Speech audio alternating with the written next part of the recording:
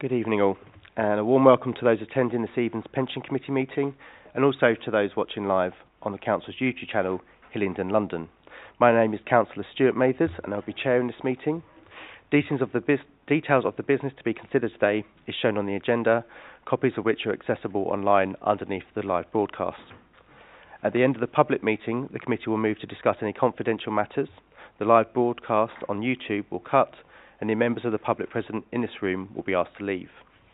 In terms of housekeeping, we are not expecting a fire drill, so if the fire alarm goes off, please follow officers to the fire exits and out of the building to the designated meeting points. Also, a polite reminder to keep any mobile devices on silent or switched off before the meeting starts. Online housekeeping, for those online, we welcome you via MS Teams. Please ensure any mobile phones around you are on silent. Please keep your microphone muted when not speaking. Only one person may speak at a time, and I, as the chairman, will call those to speak. Finally, a reminder to anyone speaking today that your voice will be only audible online when your microphone is switched on. We're going to begin with the agenda, asking for apologies for absence. No apologies for absence this evening, Chairman, although it's noted that Councillor Islam is currently not present. Thank you. Are there any declarations of interest in matters coming up in this meeting? No? We then go to the minutes of the meeting. Are there any comments on accuracy? Are we happy that these are an accurate reflection? That's agreed. And to confirm that we have items part 1 as listed on the agenda, and we will have some in part 2, which we will then follow in private. So item 5, the administration report. James. Thank you, Chair. This report shows the performance of Hampshire Pension Services, which remains at 100% across all KPIs. Portal sign-up continues to increase, with pensioners now higher than at any time with Surrey. Just as an update, the annual savings statements were sent out in accordance with the deadlines, the statutory deadlines, and work is moving forward regarding the pensions dashboards. All of that's progressing well. Hampshire and the Hillingdon team are working with other fund employers to finalise any remaining annual return queries, so that's moving forward positively as well. Overall, from an officer perspective, Hampshire is delivering a service in line with expectations. Those are the headlines, but if I may, I'll pass back to committee should they want to ask any questions of myself or Andy Lowe, who's also on this call. Yes, thank you. Just before we do that, we should really introduce ourselves, which is my fault. Apologies.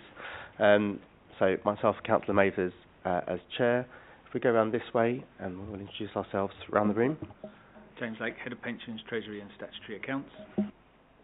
Councillor Martin Goddard, Committee Member. Councillor Kaushik Banerjee, Committee Member. Roger Hackett, Chair of the Pensions Board. Tony Noakes, Pension Board Member. Steve Clark, Democratic Services Officer. Sunday Adikoya, Pension Fund Accountant. Andy Evans, Corporate Director of Finance. Andrew Singh, Investment Advisor for Mizio. Emily Maguire, Investment Partner at Izio. Claire Scott, Independent Advisor.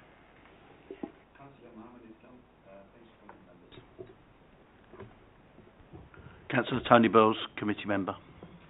And those online, if you'd like to introduce yourselves. Good evening, members. Andrew Lowe, Head of Pensions at Hampshire. Craig Alexander, the Fund Actuary from Hyman's Robertson. Good evening, my name's Marie Stokes. I'm a new member of the Pensions Board. And you're all very welcome, thank you. So on item 5 with the administration report, do we have any questions from the committee? Thank you, Chairman. Is there any update on the cyber attack that we got reported at the last committee meeting? I'll start off but probably pass over to Andy. So yeah, we reported back, and basically all the measures that Hampshire had in place worked out well, and they stopped the cyber attack. So it wasn't a sort of a targeted attack; it was a general attack. But the measures that Hampshire had in place to stop it going any further were implemented, and it was successful in terms of deterring that attack. But maybe Andy can give a bit more flavour to that. Thanks, James. Not too much more to add, to be honest. We just remain stable. There's been no further cyber issues since we last reported to the committee. We're comfortable with all the precautions that we have in place from a cyber perspective. We're just in the process of updating our cyber compliance statement. That will be going to the Hampshire Pension Fund Panel and Board in a week or two's time. And once that's been through our committee cycle, we'll be sharing that with partners. So again, that just includes further actions on our roadmap for just ongoing improvement to strengthen our cyber resilience. Councillor Goddard, do you have a question? Yes, thank you, Chairman. A couple of questions, if I may, if I'm permitted. First of all, I must congratulate Hampshire on the performance and the adherence to the key performance indicators. It's become almost routine for it to be 100% at every quarter's meeting. But I must say it compels me to ask the question as to whether the KPIs are therefore generously structured as they are at the moment. So that's question number one. Question number two, perhaps a slightly more serious one. The backlog of unprocessed leavers is coming down, but it does seem to me it's coming down fairly slowly, and I would like to understand, if I can, where the blockages are here. What are the inhibitors to us clearing this rather more quickly? Thank you. If I can speak about the second part in terms of the backlog cases. There is a project plan in place. Hampshire have a dedicated team of people working on that backlog, but it is a 2-year project. So, and really, we only started in earnest, I guess, in April this year. So, yes, progress hasn't sort of been amazing, but it is in line with the timetable roughly. So, we would expect it to sort of come down over the next sort of 18 months. Yeah, I mean, just Chairman, through you, if I can just clarify, are some of the blockages with the employers as opposed to the members in terms of resolving these issues? Yeah, all of these are with the employers. So yeah, we will send queries to the employers, and then the employers need to get back to us in a timely manner. So there is, we are reliant as well on them responding in a timely manner to our queries or Hampshire's queries when we raise them. And the KPIs? Can somebody comment on the KPIs? Andy, could you comment on the KPIs and whether they're stringent enough?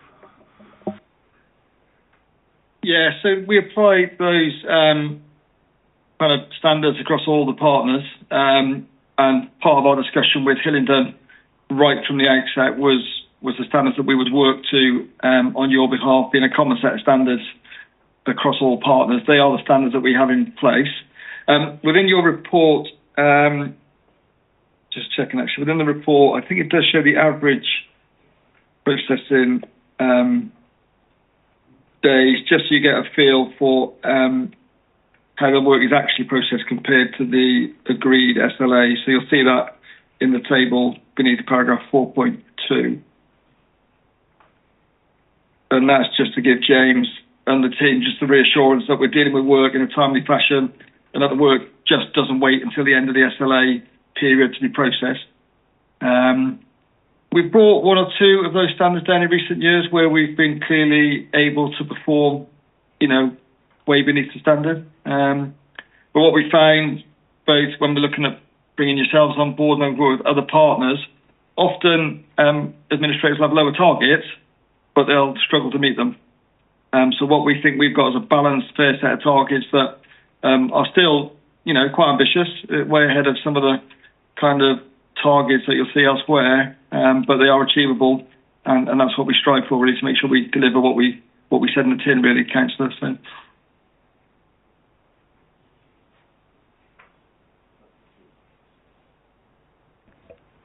Can I please ask a further question? Sorry, I'm being a bit greedy. I notice in terms of the audit areas that are outlined, really just picking up on Councillor Burl's point, that there is some work being done on cyber security. So I would be interested to know if there is any indication so far of the progress of that work, and if actually we could have somewhat fuller details of the findings of that once that work is concluded. So yeah, that audit's not kicked off yet, but once that work is complete, we will be sharing the report with colleagues and with James and the team. Do you have any further questions? No. If I may just ask one. So recently in the news there was, I think your own council and I think it was Kent that commented on the state of local authority funding. We know that there is pressure on local authorities and we're walking into that time of budgets, and I just wanted to get some assurances that the service that we get and the way it's provided wouldn't be impacted by any of those media announcements, but also around processes that you have coming up. Yeah, thank you. No, it's a really good question. So Hampshire remains as of today, in a healthy position. So Hampshire has been a financially well-run authority for many, many years, and that hasn't changed. What's happened is that we, together with Kent, and certainly behind the scenes, we've been talking to government for a while around the pressures that the sector faces. And no matter how well-run your finances are, and no matter how well you deliver savings, there will come a tipping point where if nothing changes, you can't sustain what you do.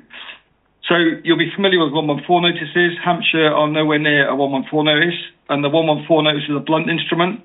If we issue a 114 notice now, we clearly cease to be able to expend. We have to follow certain criteria, et cetera, et cetera. So we are nowhere near that territory.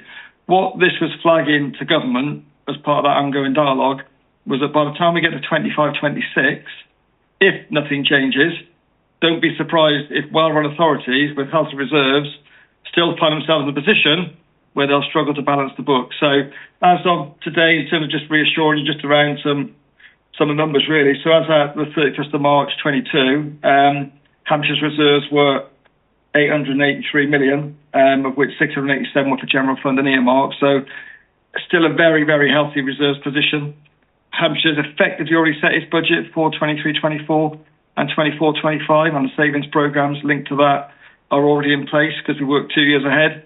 So this is really an early warning sign to government, putting it out there. So in effect, there can be no kind of comeback from government in 2 years' time if we get to the point where things don't change.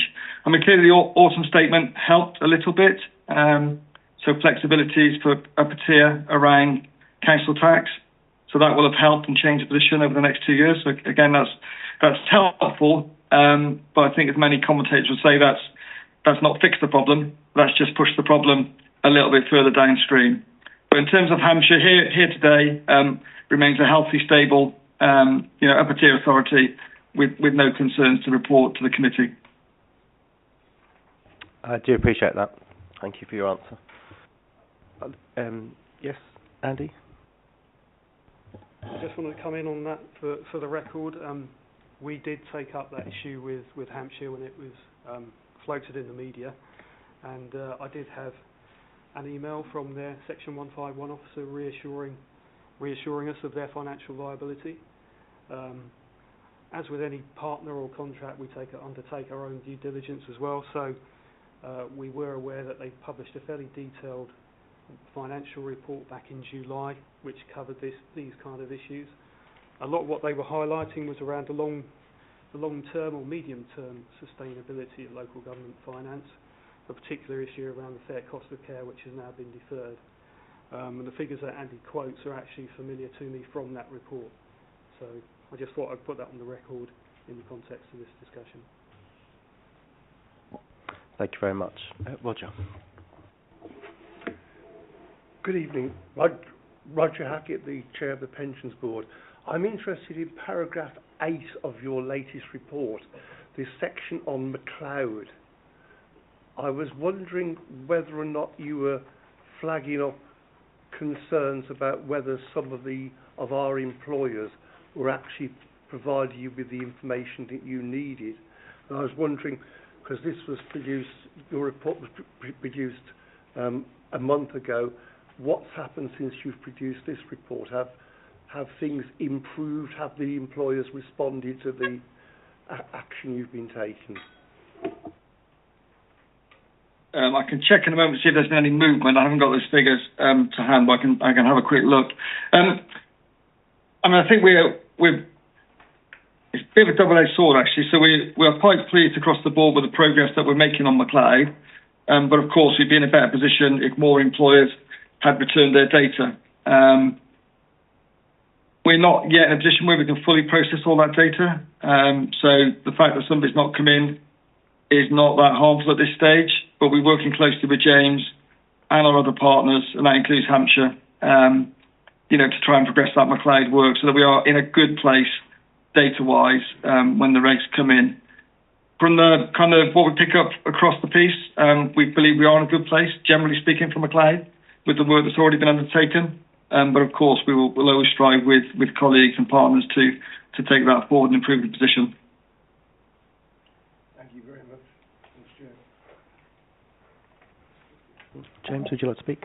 Yeah, I just wanted to add to that we do have regular meetings with Hampshire to talk about the McLeod and the returns from the employers. So we talk to them, and then we're looking at sort of different ways of escalating with certain employers where we're getting sort of no responses or slow responses. So we are monitoring it regularly, and we're managing it and sort of working our way through it. But as Andy says, we've got some time yet, so it's not an emergency that we're having to clear it all within the next sort of month or so. But we are working with it, and we're working regularly with the employers as well to sort of clear some of those queries. Are there any other questions for this item? No? Well, thank you very much. We'll now move on to item 6, the actuarial valuation. Feel free, everyone, to leave once your item is spoken about. Thank you, Chair. I hope the rest of the meeting goes well. I shall see you next time. Take care. Thank you. Okay, thank you, Chair. At the previous meeting, we discussed the triennial valuation initial results and advised that we would be holding a meeting to discuss those results and the assumptions, etc., with all the fund employers. Furthermore, committee agreed that when ready, the draft funding strategy statement would be sent to employers for consultation. I can report both of these items have now occurred, so we did have the meeting with the employers, and the draft funding strategy statement has been sent to the employers. The funding strategy statement is attached for committee to note, but if I may, Chair, I'll pass over to Craig from Hymans Robertson to give a high-level brief on the statement and how it's been pulled together. Thank you, James, and thank you to the committee for inviting me back. I know last time I think I had a 2-hour session, so it'll be sweet relief to everyone that this one is probably going to be less than 10 minutes, which is good. So yeah, as James said, we did the initial results, the assumptions, and sort of setting the scene, and did that big session last time. We've went away, we've done the employer results, and then today we're back to report on the funding strategy statement, which is out for consultation right now with the employers. That document, really important document, it sets out the different treatment of different employers and sort of looks at, you can see from the contents page, it looks at the sort of life cycle of an employer within your fund. So that's how we track their assets and liabilities when they're in the scheme, how we set the contribution rates, and also how a new employer would join or how any employer would leave, and things like bulk transfers of groups of staff either in or out of the fund, of which actually the fund's had a couple of those in the past, and potentially could have a couple in the future as well. So all really important points. It's an important legislative sort of document about how employers are run, and that's why it needs to be consulted upon. So that's to comply with the regulations, and that's why it's currently in draft form and not finalised, because it needs to go out in draft form for everyone to see it and feedback any comments that they have. It's also a good thing that it's out there in the ether and not some private document. It is good from a governance perspective that it's an open and transparent approach to doing that. You're not hiding the way that employers are treated. They are treated differently because they are different, and you're setting that out in a document that everyone can see. So conscious it's at 27 pages, I think it is currently.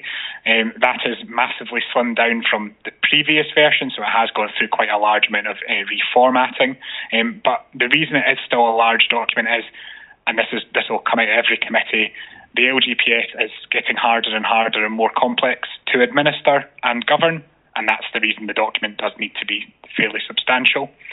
But other than the sort of the large sort of reformatting, there was two sort of quite big changes that were made to the document, or two additions, and that was to take account of new regulations. So I'm just going to flag both of them right now. There was a sort of beefed up cessation policy in there to take account of the fact that there's been some changes in the regulations about what employers can do. There's a deferred spreading arrangement and there's a deferred debt arrangement. Again, details are in the document, but that needed to be in there because that was in the CITFA guidance. That has to be included within your funding strategy statement.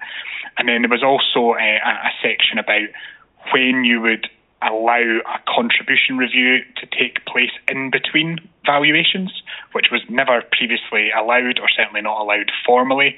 There is provision within that now, within the new regulations, but it's very key that the fund is not allowing that just because of the markets are saying anything good or anything bad in any given day.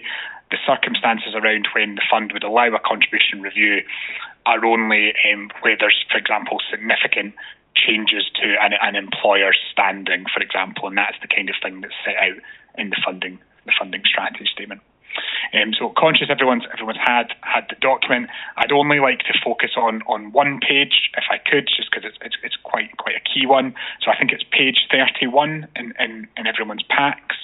It's table 1 of section 2, and it sets out how we treat the different employers in terms of setting their contribution rates. So I just thought I'd walk through that, and then I'll open up if there's any other questions. So the way that we set employer contributions, and I would have mentioned this at the training session, but this just brings it to life, is that there's 3 things that are done for each individual employer. One is we set a funding target of where we want to get to with an employer, and conscious that is not just the target that's at the valuation, it's everything that's built up to the valuation plus everything the employer is going to earn in the future up to a certain given day. So that's the sort of what we're trying to get to at the end of the target. We're using a time horizon, which is that second bit, which is when we're trying to get that target hit, and it's different for different employers, and I'll explain why. And then there's the likelihood of success, and that's setting that if you just set any given assumption and just gave an employer a number, it doesn't tell them anything other than that's what they have to pay. It doesn't say that if you pay this, there's a guarantee that everything will be great, or if you pay this, there's a really chance that things could go wrong, and that's why that likelihood of success is needed. And the higher bar is set for more secure employers, and I'm about to talk about that. So in the little table, left-hand side, so it goes from the most secure long-term employers into the least secure shorter-term employers from left to right. So left-hand side is the London Borough of Hillingdon. Obviously, tax raising, it's a council, it's the most secure employer, it's backed by the government. So it has the longest time horizon that we allow for within our modelling, and we're allowed kind of to fund for within the LGPS, and that's a sort of rolling 20-year period. It's a rolling 20-year period because the LGPS is open and the council is open and always letting new members into the scheme. So you don't have to suddenly fund it on a shorter and shorter period. You're allowed to fund it on a sort of rolling 20-year period. And the likelihood of success that's targeted as a minimum for the council is a 70% chance of success.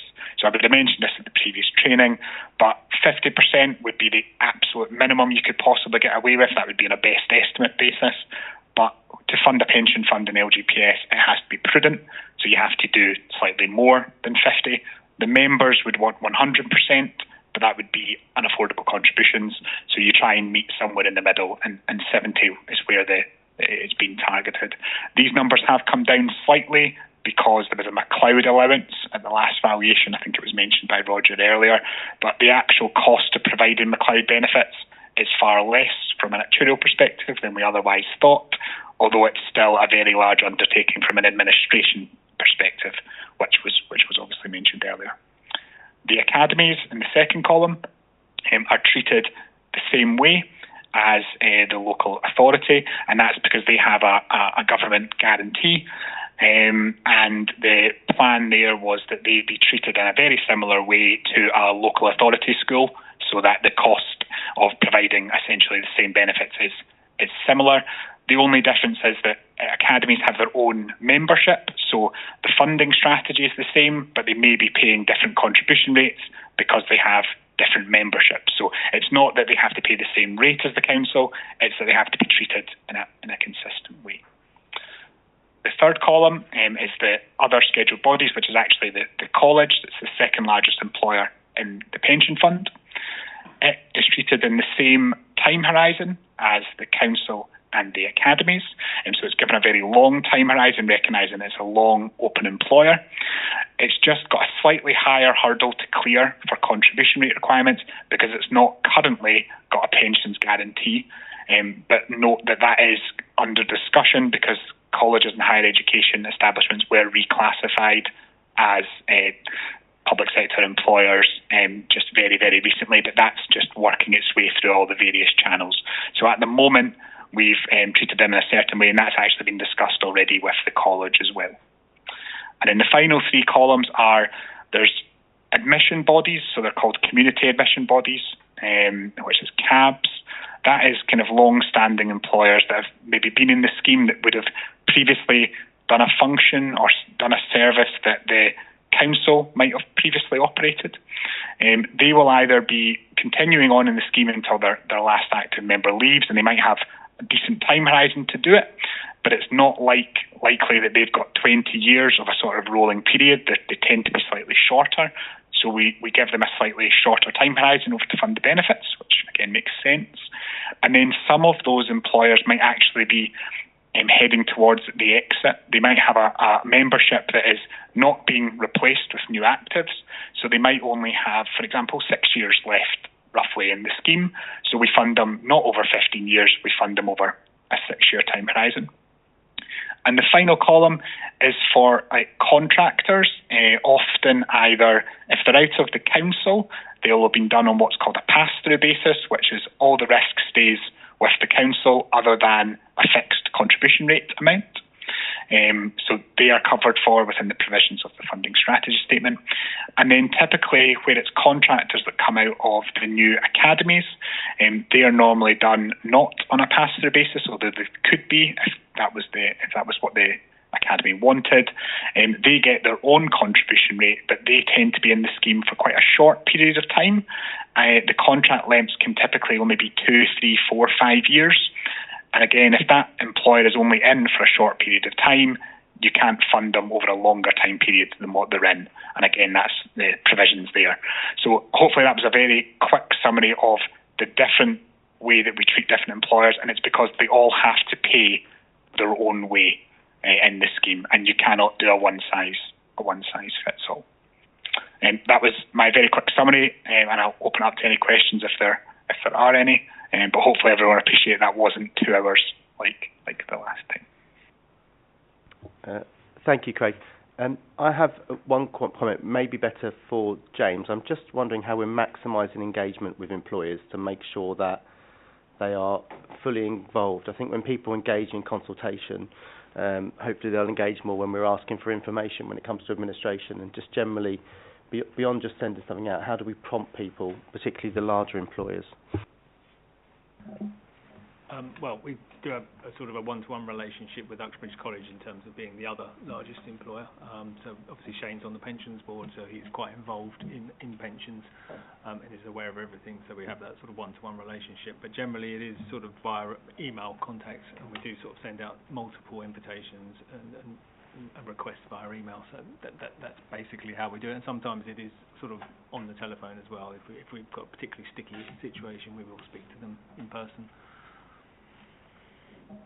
Yes, my thoughts around that was just making sure we get the balance with the employers getting their voice heard as much as those who are beneficiaries or involved in other things. We do give employers as much opportunity as possible to have their voice heard. It's just whether they actually want to say anything. And I'm sure they're watching now, massively interested and ready to engage with the consultation. So, with that, are there any other thoughts on this item, Roger? Yeah, I was just wondering, how many, on the 14th of November, how many employers came to the meeting? Was it well attended? About 8. Okay. From But that 100 average- and 100 and plus employers, so 119 employers. Sorry. So yeah, it wasn't particularly well attended. No. But that's what we have experienced previously. Yeah, and that's not. That's normal. Right. So what have we done in the past, given that level of engagement, to try and push this agenda forward so that employers do realise what is coming down the track towards them? Again, it's all sort of contact via email. In terms of this, yeah. If we're talking about administration, then obviously we Hampshire send out lots of communications in terms of workshops and things like that as well. So there's an awful lot more on the administration support. Now we've moved over to Hampshire because Hampshire do run workshops and training sessions and engage a lot with employers. But we give employers as many opportunities as we can. It's just the interest isn't particularly great. And I'm not sure, Craig, that's sort of typical maybe of some other presentations. Yeah, we unfortunately there have been London Borough ones where there's been no employers turn up at all. So 8 is actually quite a high number. But it is important to note that obviously the college is the biggest other employer, and they are very engaged, which is excellent. And the academies that are within the fund, the ones who are sort of standalone are engaged, and then others might be in multi-academy trusts where they may get their sort of pensions knowledge from other pension funds who might have done things earlier or might be more local to them. So they are not a problem from an engagement point of view. And then obviously when it comes to sort of local authority schools, they're essentially part of the council. So it's not that you would necessarily want all your local authority schools to turn up because it might not be as relevant to them. I think when we were looking through the employer results, there's a couple of those small community admission bodies. I think there's 2 of them where we are sort of really reaching out to them because we do want to have a sort of separate sort of discussion with them and really try and bring them to the table. Because although they're very small from a risk perspective, their numbers are relatively large to themselves as an organisation. So there's maybe slightly something different just for those 2 that we're looking to do. But then other than that, I think we're in a pretty good place as a fund in terms of its grasp on its employers. Thank you. It is appreciated. The engagement is important so we can continue to understand the risk that there may be for employers and for us as a pension fund. Are there any other questions or comments? Right. For those on the committee, are we happy to note the report? Yes? Okay, we move on to item 7. Just to remind everyone, when we talk about investment strategy, we're doing it in 2 parts, very strictly, because we are on YouTube. So please don't mention any confidential information during part 1. James. Thank you, Chair. Investment 7, the investment review. Due to global market pressures, the fund returned a negative 2.01% for the quarter, which was 1.02% behind the benchmark. Performance for 3 and 5 years was positive, but only at 1.01% and 2.94% respectively. Both of those numbers are also behind the benchmark. The fund value was 1.149 billion as at September, and today I checked and the unaudited value was 1.151 billion, so up slightly. Committee may want to discuss many of the points here in part 2 as Councillor Mathers has suggested, but there are many sort of synergies between the part 1 and part 2 paper, so this may prove more efficient.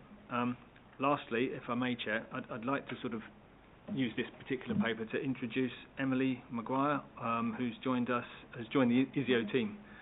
So if possible, I would like to pass over to Emily to sort of introduce herself and tell us what she can provide for the fund. Absolutely. Welcome, Emily. Thank you very much, and it's very good to be here. It's the first time I've worked with Hillingdon as a London Borough, but I'm new with ISIO, but prior to that I've been at Aon for nearly 25 years and worked with a number of local government pension schemes within London, different London boroughs, but also around the country as well. So I am a few months into ISIO, but delighted to be joining the team as an extra input into your usual Andrew and David that have been coming along. So I'll be a peer review of work, but also helpful to challenge advice from an internal perspective to make sure you get the best service possible. Thank you. For those on the committee, we're happy to note the report and move bigger discussions in part 2. Agreed? Okay.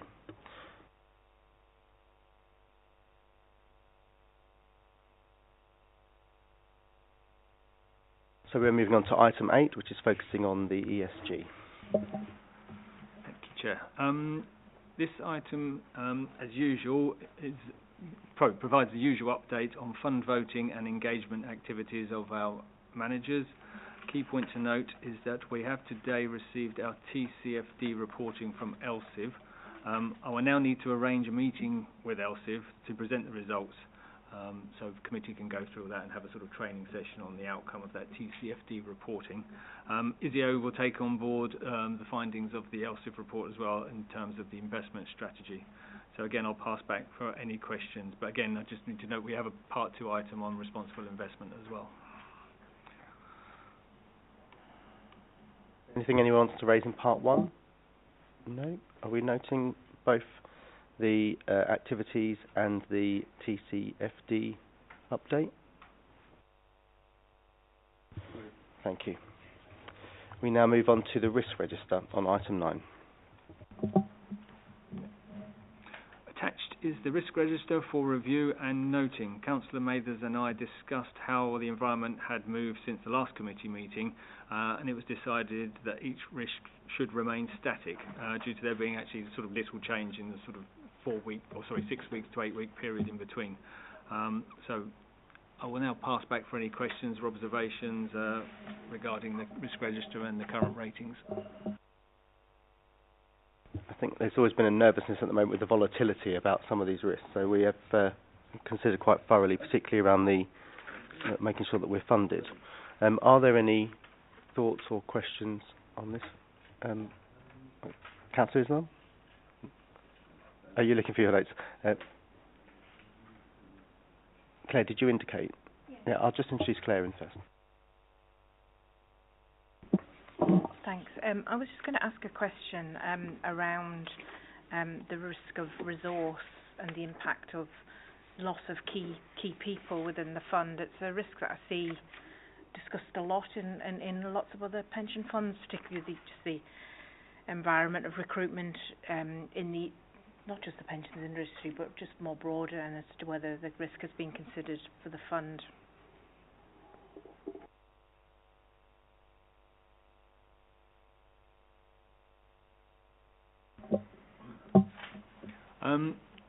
We are quite a concentrated team, so there is a key person risk, but we do sort of work, and I work very closely with Tundi as well, and we've got sort of overlaps with Tundi being able to pick up some of my work, and we've got a trainee as well, which Tundi's passing on information there.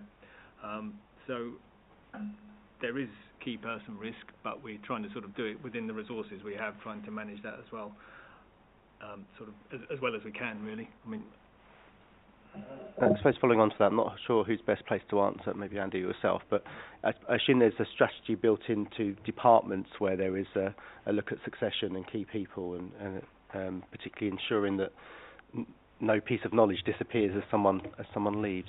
Is there any comments on that? Well, within my team, I obviously try and arrange sort of succession planning and things like that, so there is an element of that we build into the team where we try and sort of have some support. But we are a small team, though, so there's only so much we can do. I think we'll build that in as a future risk to itemise it as something to stay on our conscience. Councillor Goddard. Yeah, thank you, Chairman. Just looking at risk number 9, liquidity. I think we've always been reasonably confident in the past that core operating cash flows can be covered by investment returns. But I suppose just drawing together a couple of things, I mean, looking at the cash flows that ISIO have included in their report, okay, together with the future calls that we have ahead of us for the committed investments that we've made, plus the fact that actually, the last year or so, the returns have been below benchmark. If you take those things together, perhaps I would be inclined to just reflect on the possibility that the risk rating here, the RAG rating here, is up to notch, maybe to amber or something like that. We certainly do need to consider the investment liquidity as part of the investment strategy review, and I think we're going to talk about that in more detail, because this is one of my concerns as well. We've got all these ideas where we're going to get the money from to actually sort of reinvest, etc., etc. So that is definitely sort of on the radar. But then there's the operational cash flow as well. So again, being sort of cash flow neutral in terms of contributions and benefits paid out, where that is going to start to tip in the wrong direction, if you like, because of the 10% probable pay rise on pensions going forward. So again, we're looking at the investment strategy and maybe sort of looking at having some of the property return rather than reinvest to sort of supplement the cash flow from an operational perspective. Chairman, I'm sure we are looking at it. I think my point is, I think actually the rating here possibly needs to change in the light of the current climate. I would defer to other colleagues' views on this, but that's my feeling. I mean, my suggestion is that as we are writing or thinking about new strategy, but we're not in that place where we're actively making a decision on it, and our current strategy doesn't allow the liquidity potentially that we would be looking for with that what's coming ahead. So, I mean, I'm happy to change that risk if the committee agree to amber, because it needs attention, and hopefully our new strategy will resolve some of that issue. But I think as we're not there yet, I'm happy to change that if the committee agree. Agreed? Thank you.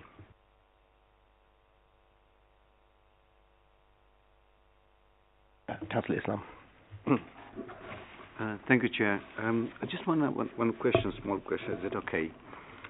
Have they considered changing the rating in the light of cybersecurity attack in Hampshire council systems? When was our rating, or how was our rating changed or adjusted in terms of cybersecurity with Hampshire's, in light of Hampshire's update? We didn't change the rating as far as I remember, because what was in place was effective. So it's not as though anything went in the wrong direction. So therefore, because all the protections that Hampshire had in place resolved or stopped the issue, it was seen that the protection was enough, so there was no increase in the rating. I do actually know that Hampshire have introduced and sort of added extra layers in terms of some of their security. So there's two-stage authentication now. There's the capture thing they're introducing as well, where you have to sort of tick how many bridges are in a picture. They're increasing the number of characters in a password. So they are actually beefing up some of their security. So we haven't changed it because there wasn't a problem at the time. Thank you. Are there any other comments on the risk register? No? Are we happy to agree that? We have one change, obviously, that's mentioned. Right, thank you. We're now looking at the draft work programme. Attached to this item is the draft work programme for comment and suggestions, as normal. For the next meeting, I will add in the proposed committee dates, which are yet to be sort of formally agreed, but I'll add those into the next committee meeting, so we've got a sort of forward plan on those and all the agenda items for each meeting. Also included in this update is the training log with, I think, positive action being undertaken by members. And I should also note that since writing this report, Councillor Banerjee has actually covered a couple of the Aon sessions as well, so that's sort of further updates in terms of positive action being taken by committee members on training. But with that, I'll pass back for any questions. Any questions on training or the work programme?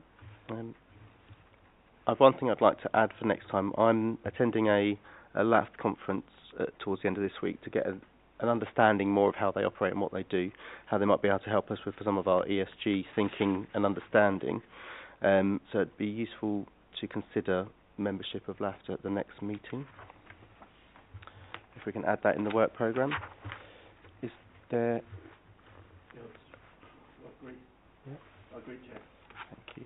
Any other thoughts or additions to work plan or training?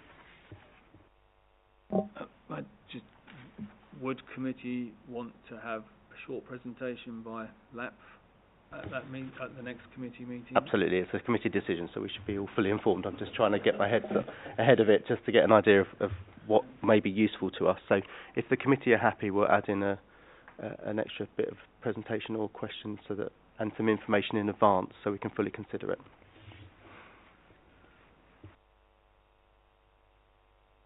Any other questions or comments? Okay.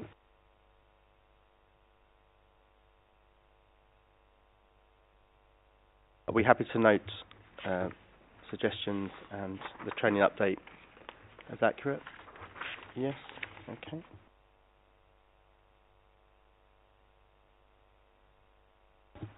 We're now moving into part 2. So we've now finished the public part of the meeting. The committee will shortly move into a private session to discuss matters that are confidential in nature.